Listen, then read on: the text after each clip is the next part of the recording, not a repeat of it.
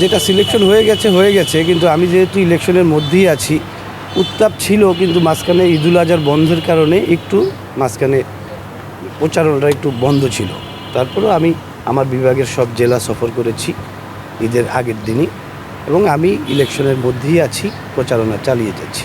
আপনি আসলে কতটা আশাবাদী, যেহেতু আপনার যেই অপোনেন্ট আছেন তিনি আসলে বাংলাদেশ ক্রিকেটের বিপিএল বরাবরই দেখছি টিম করেছেন, আপনি কি কতটা আশাবাদী যে ওইখান থেকে আসলে আপনি নির্বাচিত হতে পারবেন কি পারবেন না? আমি অপোনেন্ট সম্পর্কে ওইভাবে বলবো না, কিন্তু আমি তৃণমূলে কাজ করেছি।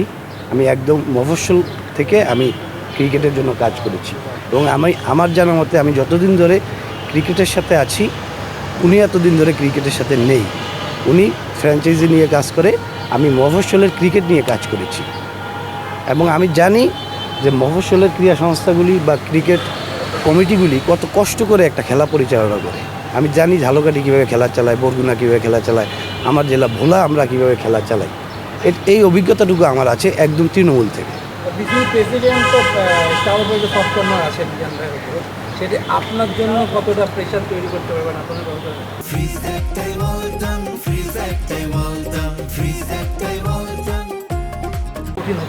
না না, আমার কাছে, আমি যেহেতু প্রচারণা চালাচ্ছি, আমার কাছে এরকম মনে হয়নি বিসিবির প্রেসিডেন্ট কারো পক্ষে আছে। উনি সকলের জন্যই সমান, উনি সকলের জন্যই সমান আছেন এখন পর্যন্ত।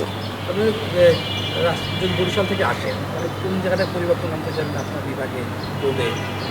আমাদের বরিশাল বিভাগ আসলে পিছিয়ে আছে, অন্যান্য বিভাগ থেকে বরিশাল বিভাগ পিছিয়ে আছে। এর জন্য আমাদের বেশ কিছু জায়গায় কাজ করতে হবে। আমাদের প্র্যাকটিস ফ্যাসিলিটিস দরকার, মাঠ একটা বড় সমস্যা। আমাদের ভোলাই একটা মাঠ, ক্রিকেট পিচ করলে তারপরের বছরই ফুটবল হয়ে আবার ওই পিচটা নষ্ট হয়ে যায়। এরকম অবকাঠামোগত বা প্র্যাকটিস ফ্যাসিলিটিসটা যদি আমরা বাড়াতে পারি, ইনশাল্লাহ বরিশাল বিভাগ থেকেও আমি আশা করব, আমি পরিচালক হতে পারলে আমি বেশ কিছু খেলোয়াড় ঢাকার মাঠে ইনশাল্লাহ দিতে পারবো। নির্বাচনে সরে যাওয়ার কোনো প্রশ্নই আসে না। আমরা ওই ব্যাকগ্রাউন্ড থেকে আসিনি যে কোনো নির্বাচনে দাঁড়াবো, ওখান থেকে সরে আসবো। আমাদেরও তো একটা ফ্যামিলি ব্যাকগ্রাউন্ড আছে, ভোলায় আমরা থাকি, এবং ক্রিকেটের যে আমার ব্যাকগ্রাউন্ড আপনারা জেনে থাকবেন। ভোলায় যদি আপনাদের কেউ থেকে থাকে, আমি এই নির্বাচন থেকে সরে যাওয়ার কোনো প্রশ্নই ওঠে না। আপনি শেষ পর্যন্ত লড়াই চালিয়ে 100বার। আপনি একটু আগে বললেন এটা করবেন। ফ্যাসিলিটিস যদি বাড়ে এবং লিগগুলো যদি কন্টিনিউ হয়, তাহলে অবশ্যই প্লেয়ার বের হয়ে আসবে। অবশ্যই প্লেয়ারদেরকে প্র্যাকটিস ফ্যাসিলিটিসের ব্যবস্থা করে দিতে হবে। তারপরে কন্টিনিউ লিগ, এই ক্রিকেট লিগগুলি যাতে আমাদের জেলার 6টা বিভাগের 6টা জেলায় যাতে কন্টিনিউ এই লিগটা হয়, তাহলেই প্লেয়ার বের হয়ে আসবে।